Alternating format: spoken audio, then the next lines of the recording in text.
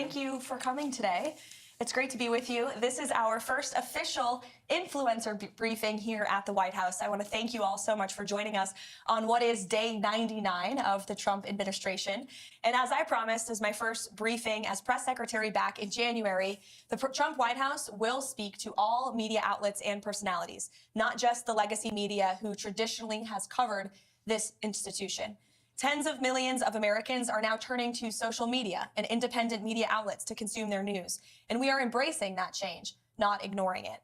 It's well past time that the White House press operation reflected the media habits of the American people in 2025 and not 1925. And thanks to President Trump, a select group of DC-based journalists no longer have a monopoly over press access here at the White House. All journalists, outlets, and voices have a seat at the table now, and you being here today for this briefing proves that. Today officially marks the 99th day of promises made and kept by President Trump. Our primary focus today is how President Trump has fulfilled one of his central campaign promises to the American people in record time, ending the massive illegal invasion and securing our nation's southern and northern borders. As we know, Joe Biden allowed millions of criminal illegal aliens to pour into our country over the past 4 years. And as we all know, a significant number of those aliens have been vicious gang members, murderers, rapists, and pedophiles. Innocent Americans like Laken Riley, Jocelyn Nungray, Rachel Morin, and many others have been murdered because of Joe Biden's open border. President Trump made a promise to the American people, to all of you and your audiences, to end the carnage and keep our country safe. And he has overwhelmingly delivered on that promise. He immediately declared a national emergency on the southern border, deployed the U.S. military and border patrol to repel the invasion, and ended reckless catch and release policies. And as a result, between the inauguration and April 1st of this month, only 9 illegal aliens were released into the United States of America. This is a staggering 99.99% decrease from more than the 184,000 illegal aliens who were released into the country under Joe Biden during that same period last year. You can't get much better than 99.99% decrease. Total attempted illegal crossings at the southwest border hit a record low in February, only to fall to another record low again last month in March. President Trump signed the Laken Riley Act into law, requiring illegal aliens arrested or charged with theft or violence to be detained. And he reestablished the successful Remain in Mexico policy from his first term. The president has also restarted construction of his signature border wall. More than 85 miles have been built and are in various stages of construction and planning. He designated cartels as foreign terrorist organizations, invoked the Alien Enemies Act to apprehend, detain, and remove these massive threats who have flooded our country. And the Trump administration, as you heard from our border czar, Tom Homan, earlier today, is working literally 24/7 around the clock to successfully arrest and deport illegal criminals and foreign terrorists from our communities, your communities. We're in the beginning stages of carrying out the largest deportation campaign in American history. And despite the legacy media's fear-mongering and lies about this, we will continue with these successful operations because we know that's what the American people are expecting from this president, and that's why they overwhelmingly reelected him to this office. Over the past weekend, it was announced Operation Tidal Wave was a joint effort in ICE Miami and Florida law enforcement agencies. Nearly 800 illegal aliens were arrested during the first 4 days alone. I don't know if we have any Floridians in here, but you're welcome. Operation Tidal Wave is a preview of what is to come around the country. Large-scale operations employing our state and local law enforcement partners to get criminal aliens off our streets. And we will not apologize for this. This is the first of its kind multi-agency immigration enforcement operation coordinated by ICE with federal partners. And this multi-day operation has so far resulted in nearly 800 illegal aliens apprehended in 4 days, including MS-13 murderers, rapists, drug traffickers, and human rights abuses. So, safe to say President Trump made a promise to all of you, your audiences, and the American public to secure our nation's borders. He has overwhelmingly delivered on that promise. And you will see the legacy media has nitpicked stories to try to drum up sympathy for people who broke our nation's laws. This White House has sympathy for American citizens, for law-abiding families who are doing what's right, who came here the right way. That includes legal immigrants who have come to this country, paid their dues, waited their turn. and are now being cheated and ripped off by, or were being cheated and ripped off by the previous administration. We are putting Americans first every day, and we applaud the ICE agents and Border Patrol agents who are on the ground doing this important work. That's just the border. Of course, the president has been working incredibly hard to unleash the might of our economy here at home. He's in the process of negotiating fair trade deals abroad with many countries around the world who have come to the table because the president is using the leverage of this office of the United States of America to leverage our economic might and to cut good trade deals. You also look at what's happening on the world stage when it comes to foreign policy. The president has put the world on notice. They all understand that we have a commander-in-chief in the Oval Office who is going to put America and our troops first, who's going to do what's right for our country, our nation, our people, even if that means making tough decisions. And we are closer today to a peace deal in Russia and Ukraine, certainly than we were when we took office on January 20th. If you look at the situation in the Middle East, Israel has never had a stronger friend than they do right now in the Oval Office with President Trump. We've had more than 75 hostages who have returned home from around the world, or wrongfully detained individuals. You can only do that if you have a president who's unafraid to use the leverage of the United States. So there are many accomplishments to talk about this week. I haven't even mentioned the restoring common sense effort of this administration to get men out of women's sports, to root out DEI and waste, fraud, and abuse from our federal bureaucracy. The president has done so much in such little time, and we're working very hard here every day.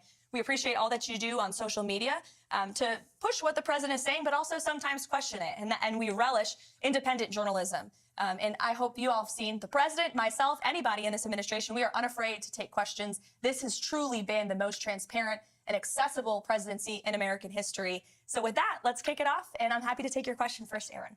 Thanks so much, Karoline, both for having us and for granting me the first question here. Sure. And I can attest to the deportations in Florida. My Uber drivers finally speak English again, so thank you for that. But my question for you is, what are the administration's plans for those who continue to defy the executive orders? Most notably, on my mind, are the ones related to what some would call trans men. I would call men masquerading as trans women, which are men masquerading as girls in girls' sports. Mm-hmm. Sure.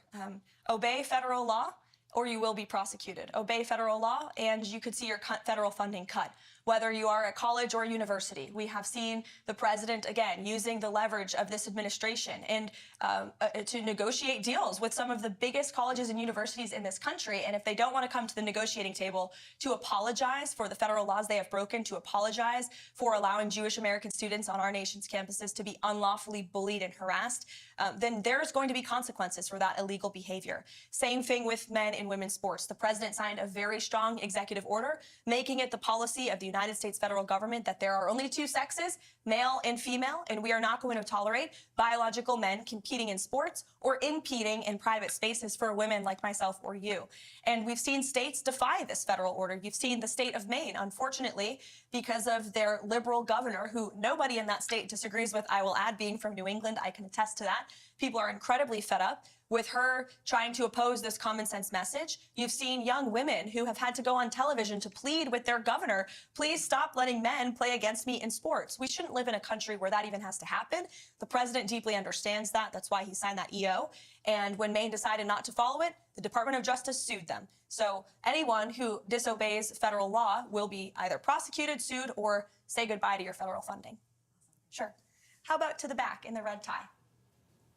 Hi, one of my main questions is, when will the border wall be completed? Because it's been talked about for a very long time, and a lot of people want to know, when can we expect that to be done? Sure.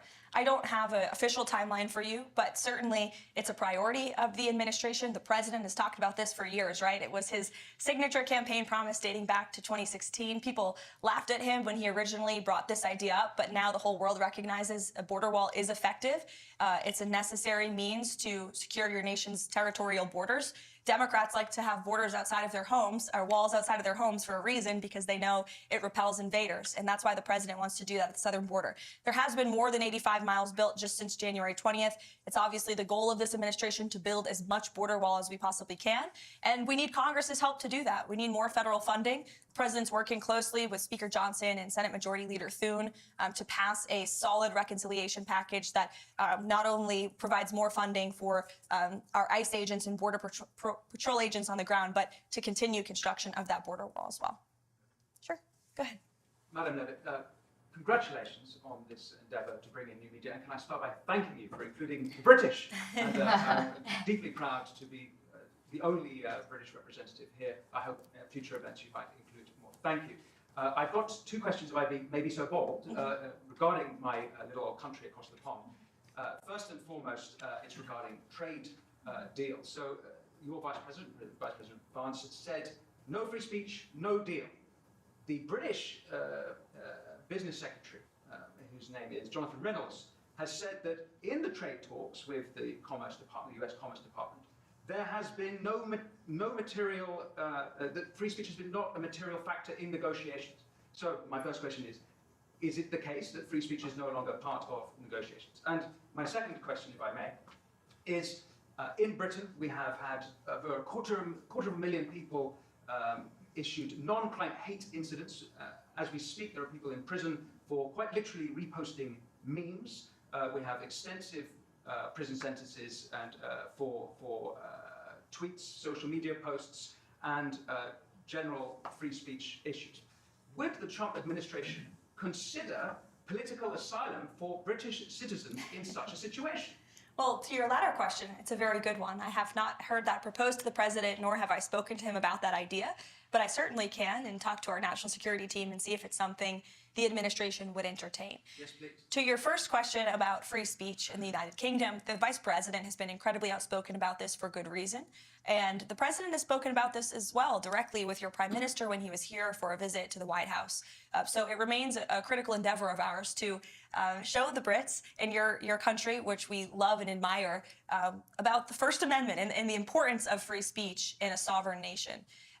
As for the trade talks, I understand they are moving in a very positive way with the United Kingdom. I don't want to get ahead of the president or our trade team and how those negotiations are going, but I have heard they've been very positive and productive with the United Kingdom.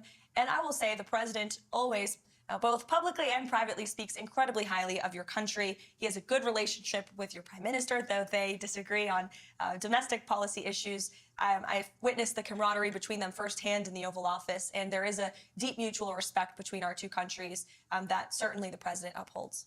Thank you. You're welcome. Mr. Spicer, it's Hi, good to good to see see you you. here. My predecessor. Yeah, well, had to swing by. Thank you for doing this. I think it's marvelous what you guys have done to bring in new voices, and it shows, it reflects the president's commitment to transparency and to bring this in. So I've got two quick ones for you. The first is you mentioned reconciliation. Beyond that and what he hopes to get out of that, considering how slim the House majority is, what other legislative priorities does he want to see codified in law before this Congress adjourns? It's a really good question, Sean. I think reconciliation is the first and foremost question on the president's mind right now. It's a huge deal. We have to get it done. He's working closely with Congress. In fact, he's meeting with Speaker Johnson, I think, in a few minutes today in the Oval Office to discuss this very bill and measure.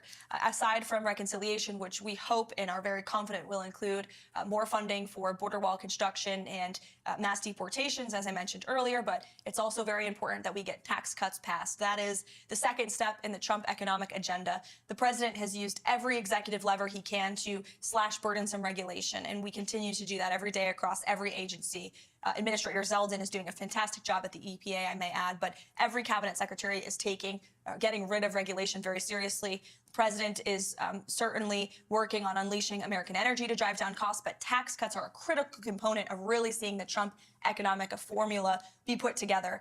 So he wants to see tax cuts passed in this reconciliation package. That includes no tax on tips, no tax on Social Security, no tax on overtime, no tax on Social Security for our seniors, of course, too. As for other measures that would be codified into law, certainly we've seen the president put forth common sense executive orders and take really common sense executive action that we would love Congress to take further action on to ensure that the president's executive actions can remain long after his tenure. So you don't have another president come in here in 8 years and undo some of the executive work that the president has worked so hard on. So we want Congress to continue getting to work, but we got to get this reconciliation bill passed first. Thank you. The second thing I have is just a question I get a lot, and I figured I'd best address to you. You've done a phenomenal job opening up the briefing room, bringing in new voices. The president's commitment during the campaign to do long-form podcasts was, I think, extremely helpful to this new media environment that we live in. But a lot of conservatives will ask me, why does he sit down with people like Terry Moran of ABC or Jeffrey Goldberg of The Atlantic? What is the rationale behind that, rewarding people who have very vehemently expressed disdain for him personally? Because the president is unafraid and he is inspired by competition, and he likes to talk to people face to face. And I think that's one of his best attributes and qualities. We live in an incredibly divisive country, unfortunately, that has been really the result and consequence, frankly, of the fake news and the hoaxes and lies they have driven at this president for the better part of the last decade now. But the fact that we still have a president who has been a victim of these hoaxes, these lies, these smears by so many legacy media outlets and reporters, yet he's still willing to sit down with them, look them in the eye, look them face to face, and take them to task and share the truth with them and his perspective, I think is what the American people deserve in a president. And it's certainly a stark contrast to what we had in the previous administration, a president who was hiding, who actually used this beautiful South Court auditorium, which we're happy to be in today, but he used this like it was a fake Oval Office, weirdly, oddly. He was missing in action. He called lids at 2 o'clock in the afternoon. For those who don't know, a lid is when we tell the press to go home for the night. And he was doing that midday. That is not acceptable around here. I will tell you, we're working very early through the very late hours of the night. And the president's willing to talk to anyone, not just journalists who have really been posing as journalists but are actually left-wing activists, but also if you look at our adversaries and our competition abroad on a foreign policy scale, you know well in the first term, he went to North Korea. He talked to Putin directly. He talked to President Xi directly. The president believes in direct diplomacy, whether it is our adversaries and competitors around the world or left-wing activists like Jeffrey Goldberg. Sure. First of all, thank you for having us today. It's a pleasure to be here. You mentioned, obviously, it's no secret, America has been Israel's strongest friend, greatest ally. Unfortunately, as you know, Idan Alexander is still being held in Gaza. He's both an American and an Israeli citizen. Last we heard, allegedly, Hamas has lost all communication with him. And I was wondering if there's been any update in terms of getting Idan home. Sure. First of all, the reports last week were from Hamas media, and so we always take that, of course, with a grain of salt. We do our own verification on those reports. I talked to the National Security Council about Idan Alexander last week, as this is obviously a priority for the administration, and all I can tell you is that I can assure you that the Special Envoy Witkoff, Adam Bowler, who's been leading some of our hostage negotiations, Mike Waltz, the entire national security team, finding him and bringing him home is a priority for this administration, and they continue to work very hard on that every day. Thank you. You're welcome. Chad. First of all, thank you for the hospitality. Always open and welcome. Thank you for the access. And I'll say to you again, for everyone, what I said to you a few weeks ago when we were here. I said it's so refreshing to have a press secretary after the last few years who's both intelligent and articulate. So thank you for that. I think that a lot of people would be curious to know if we have any details of what the private conversation between Volodymyr Zelensky and the president was there at the Vatican. I imagine that we don't know at this stage in the game, but more specifically, back to the border issue, the DOJ stated on Friday that they were floating the idea of potentially subpoenaing journalists to get access to whistleblowers. We know the last administration did not treat whistleblowers very well. There's numerous ones who, although still employed by the FBI or the DHS, have not received back pay and they've been employed but they're not reinstated. So I'm wondering, does this administration have, do they believe that we should reinstate the whistleblower, like Agents Garrett or O'Boyle or Friend or, Stevenson with DHS who blew the whistle on the child trafficking involving the cartels under Joe Biden? He too is yet to be brought back. Do we have a position on that? Sure. Well, for each individual agency, the secretaries of those agencies obviously have deference over who they hire, who they fire, who they promote.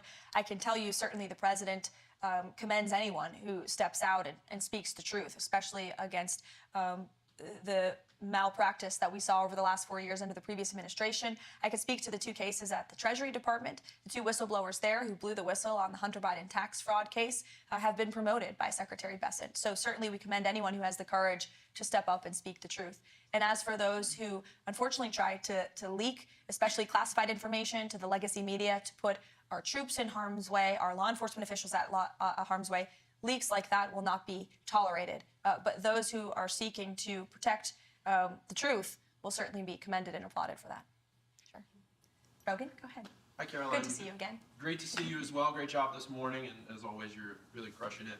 My question is about the Epstein files. And a couple months ago, the DOJ released what they called phase 1 of the Epstein files, and they announced that a lot of those files, the remaining files, probably the bulk of the files, are actually in the New York field office.